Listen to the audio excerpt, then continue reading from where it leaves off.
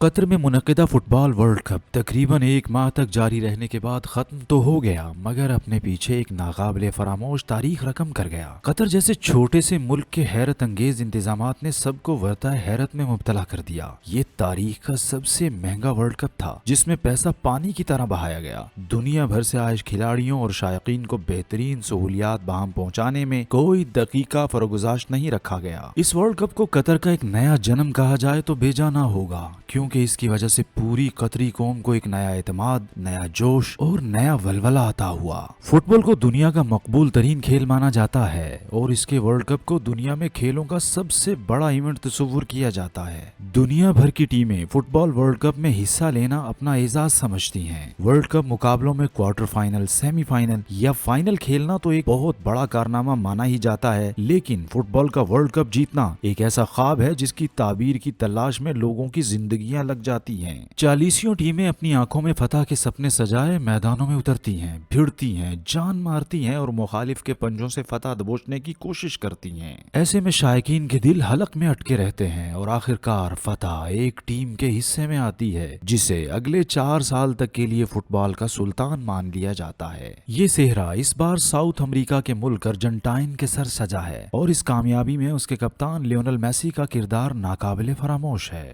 Messi کا یہ آخری ورلڈ کپ تھا اور نہ صرف پوری ارجنٹائن قوم بلکہ دنیا بھر میں پہلے میسی کے مداحوں کا ایک ہی سپنا تھا کہ یہ ورلڈ کپ میسی اٹھائے اور دنیا فٹ بال میں ہمیشہ کے لیے امر ہو جائے، اور ایسا ہی ہوا۔ لیونل میسی نے ورلڈ کپ تھام کر فضا میں بلند کیا تو پورا بیونس آئرس سڑکوں اور چوراہوں پر جمع تھا اور جھوم رہا تھا، کامیابی کے ترانے گا رہا تھا۔ کیوں نہ ہو کہ اس لمحے کے انتظار میں ارجنٹائن قوم نے پورے 36 سال انتظار کیا۔ 1986 میں آخری بار ارجنٹائن کے شہرہ آفاق کھلاڑی ڈیگو میراڈونا نے ورلڈ کپ تھاما تھا۔ ان 36 سالوں میں کئی بار ارجنٹائن کی فتح کے مواقع بنے مگر وہ کامیاب نہ ہو سکا تھا۔ 2022 کے ورلڈ کپ کے فائنل میں بھی فرانس کے کھلاڑی ایمباپے نے ہیٹ ٹرک کر کے ارجنٹائن کی یقینی فتح کو تقریباً شکست میں بدل ہی ڈالا تھا، مگر قسمت نے اس کی یاوری نہیں کی۔ یہ سنسنی خیز مقابلہ دیکھ کر لوگوں نے کہا میسی کا جیتنا بنتا تھا مگر ایمباپے کا ہارنا نہیں بنتا تھا۔ ایک گوٹ یعنی گریٹسٹ آف آل ٹائمز رخصت ہو رہا ہے تو دوسرا گوٹ یعنی گریٹسٹ آف آل ٹائمز دنیائے فٹ بال پر راج کرنے کے لیے آ رہا ہے۔